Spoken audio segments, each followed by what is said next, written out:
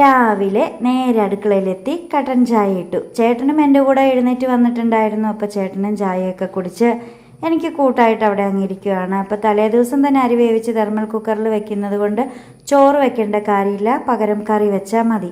അപ്പോൾ പച്ചപ്പയർ മെഴുക്ക് പുരട്ടിയാണ് നമ്മൾ വെച്ചത്.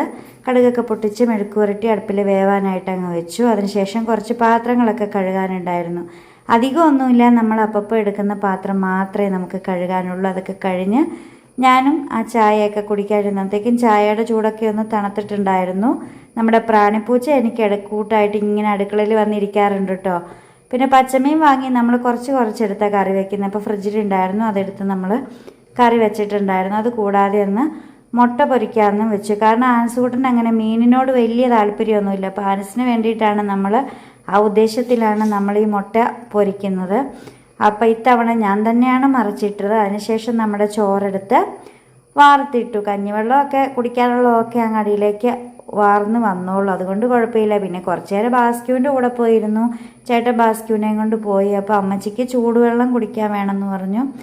അങ്ങനെ വെള്ളം എടുത്ത് ചൂടാക്കി അമ്മച്ചിക്ക് അങ്ങ് കൊടുക്കുകയും ചെയ്തു. നമ്മുടെ പണികളൊക്കെ കഴിഞ്ഞു. അങ്ങനെ ലഞ്ച് ബോക്സിലേക്ക് ചോറും കാര്യങ്ങളൊക്കെ എടുത്ത് നമ്മൾ നേരെ കോളേജിലേക്ക്, പിന്നെ എൻ്റെ സ്റ്റുഡൻസിൻ്റെ ഇടയിലേക്ക്. അങ്ങനെ ഇന്നത്തെ കാര്യം കഴിഞ്ഞിട്ട്